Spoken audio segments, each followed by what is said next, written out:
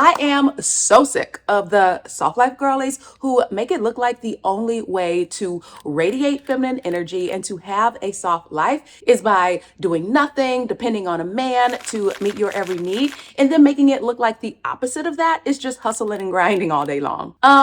No, like no to both of those. I have been able to successfully tap into the benefits of living a soft life while still thriving in my work and going after my dreams. And today I'm going to show you how you can do it too. Welcome back, my friends, or welcome if you're new here. My name is Christy and I make content centered around realizing no matter where we are in life, no matter our age, we are just on time to live the life of our we are just on time to live the life of our dreams.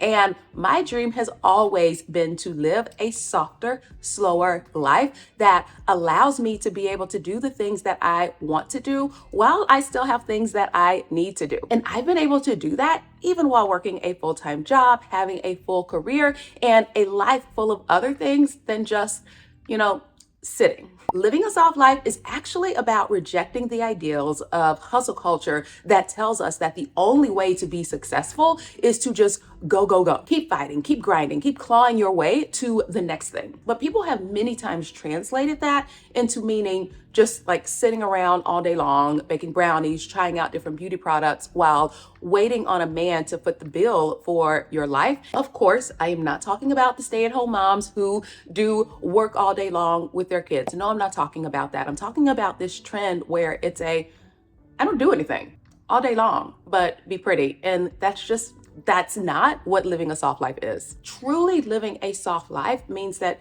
you can go after your dreams. You can do the things that you need to do, but without it being a constant source of added stress. I embraced that mindset even long before I knew that there was a name for it, because especially as a woman, I just don't feel like we were designed to hustle and grind until we die. My whole approach to life has often been, how can I get things done? How can I do the things that I know that I need to do, but still make sure that I am taking care of me? And it is something that I've been able to do with a full-time job. So how do we do it? My first tip before anything else is that living a softer life requires having a mindset shift. If you are used to this hustle mentality, you have to reframe your mind to realize that life doesn't actually have to be like that. Life doesn't have to be stressful. And you're probably thinking, but Christy, I have things I need to do. And to that, I would say you are absolutely right. You have things that you need to do. And yes, there are sometimes things that cause us stress, but the overall day to day of life doesn't have to be stressful. We have talked about this before on my channel, but the mind is such a powerful thing. And whatever it is that we believe and the thing that we focus on becomes our reality. If our mind is constantly, oh, I have so much to do, I don't have time for myself, I can never get anything else that I want to get done, then that becomes our reality. But if we change our focus to, I have the tools to do the things that I need to do and take care of myself, that slight shift in mentality actually changes our perspective on things, and that becomes our reality. I am someone who can easily get stuck in that first mindset of, oh, I have so much to do and it feels frantic all the time. And I have to constantly check myself to say, no, I actually have time to do the things that I need to do. I just need to look to see when they're going to happen. And when I get in that, I have to stop and I have to depend on some tools that I have built up to get out of that. I will stop and pray. I will talk to my husband. I will just stop whatever it is that I am doing and move to another thing for a short amount of time. I have worked to be able to identify that as quickly as I can, and then not stay in this mindset of rush and hustle and stress. When we change our mindset, it brings a sense of order and peace where previously there was just chaos. And this isn't to say that there aren't busy seasons where things are a little bit more stressful than normal. Maybe you are taking care of a sick loved one, or you're in a really busy season of work and there's just a lot of things that are going on. I'm not talking about those things. We're talking about just the average kind of everyday. Your basic everyday should not have this ongoing stress that just has no end. My next point is actually related to that. So to live a soft life, you have got to set boundaries. When we find that we have a lot of stressors in life, we have to diligently root those out, figure out what those stressors are, and set boundaries around them to be able to handle them. So I'll give a quick example from my own life. I used to work at this place where I felt so stressed out all the time because it just felt like there was never a lull in the work. Typically in work, it just goes through cycles where you have some really high points where it's really, really busy, but then it calms back down and then it gets really high again.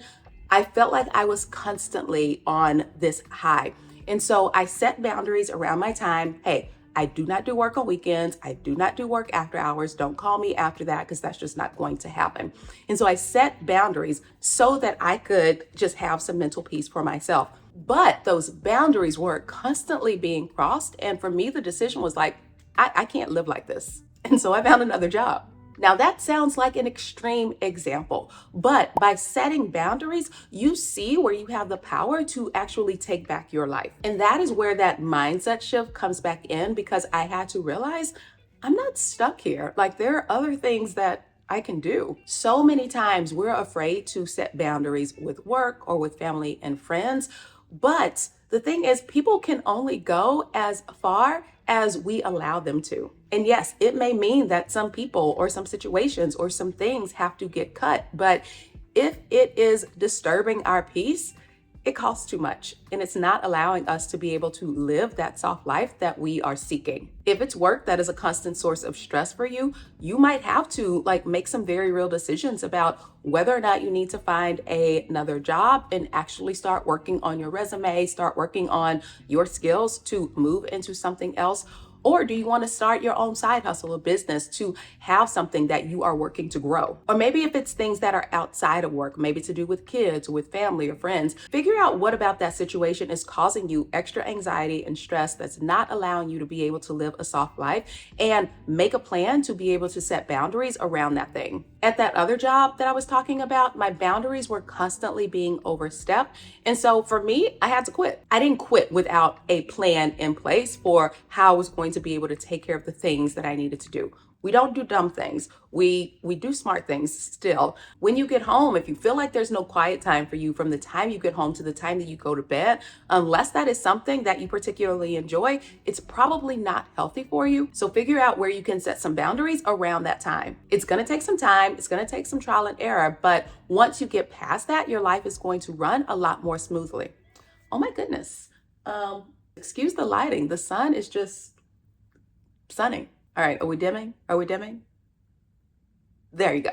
A soft life also means being willing to let others help. The TikTok version shows being beautiful and fancy free and talking in soft voices, while the man takes care of everything. But I feel like the undertone of that we should be taking away is that we need to allow other people to help us. There is no such thing as a self-made person. Anybody who has made it has had some help along the way, even if they don't acknowledge it. There is no glory in doing things all alone. We end up just making things harder for ourselves, and we don't have time for anything else except for completing tasks. And I say that because I am someone who has been really bad about doing things by myself, and then on the back end realizing there were people who could help, but I just, for whatever reason, did not want to ask them. My husband is particularly great with that question of, hey, I'm here. Why don't you just let me help? And I have to realize, you know what? You're right. I don't have to do this by myself. Others are willing to help, but we have to let go of our ego and we have to let them do that. So what can this look like? From one extreme example, if you have the resources to be able to do it, then maybe it is having a nanny, or maybe having a housekeeper, or someone, or some type of meal delivery service. If you can't, think of ways that you can depend on your friends and family, or even on your coworkers for things. Of course, that means that you have to be willing to help in return, but it becomes easier for everybody when we are willing to share that load. We often feel like we have to pull ourselves up by our bootstraps and we have to do everything by ourselves, to the point where we don't even know how to ask other people for help. For whatever reason, in some way, we equate asking for help with a sense of failure. And that is just not the case. I really love watching and observing other cultures where community is so deeply embedded within them. Like they are the ones who have it figured out. They don't try to do things all by themselves. As communities, they live longer, they are not as stressed out, and they are collectively living this softer life. Other thing is that a soft life requires pouring into yourself. You have to be intentional about pouring into yourself and prioritizing your needs. And at first, it may feel kind of weird because you're not used to doing it. But if you want to live a long life that you enjoy, you have to pour into yourself in every area of your life: spirit, body, mind, all of it. So make sure that you are exercising regularly and doing exercises that you enjoy. I really love to do like long walks. My husband and I recently gotten into racquetball. And so we have to do that on the day before I get my hair done because we can't be doing that like on a Monday when I have to see people. Find times when you can eat uninterrupted instead of having to hustle through your lunch or breakfast or dinner. Like, be able to sit, have a conversation, listen to music, enjoy that stillness. Give yourself time to actually be able to move more slowly through life, whether that is getting up earlier or staying up later, because constantly needing to rush is at odds with living softly. If you have a lot of things that you need to do, plan out all the things that you need to get done. Being able to see the things that we need to do and have a plan for it helps us not to have to move in chaos. Also, don't procrastinate. Procrastination builds anxiety. Just get done the things that need to get done. And you can do this a couple of different ways. If you have a lot of things on your list, maybe start with the smaller things to build traction, or you may want to start with the big thing so that you feel a lot more accomplished. I sometimes like to just start with the big thing because I feel like, oh, if I tackle the big thing, then I can tackle everything else. Set a timer for getting things done. Maybe with cleaning projects, I love for cleaning, decluttering to actually set a timer, because if I don't, then it is something that I will just get so laser focused in and it can take all day long.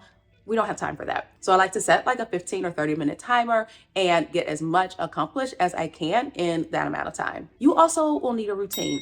I love a routine because it helps to automate all of the things that we say we want to do, but can't really find the time for. So if I'm having a really busy day, that is when my routine feels extra helpful, because I can find, oh, I've already put my workout in here. So that's where I'm going to get it done. I already have my time with God in here, so this is where it is going to happen. I don't have to think about it. I don't have to plan for it. It is just there, and it is part of my day. If you have kids, put them on a routine as well. Having been a teacher for a really long time, kiddos thrive in structure and routine because they know what to expect. And then they also can be a lot more independent when they know that there is time built in for them to be able to do that. Find ways to get out in nature. We live in such a busy and chaotic world, full of technology, full of things that are taking our attention away and things that are distractors.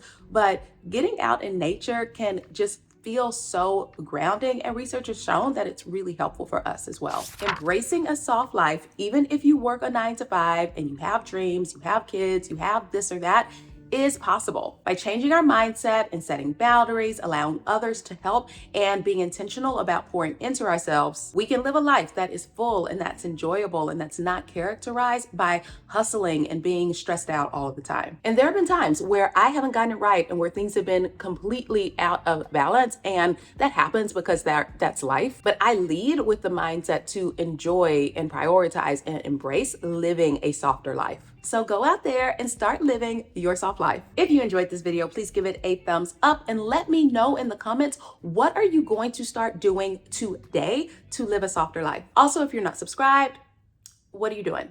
I'm gonna need you to jump on that. Alrighty guys, I love you and I will see you in my next. Bye for now.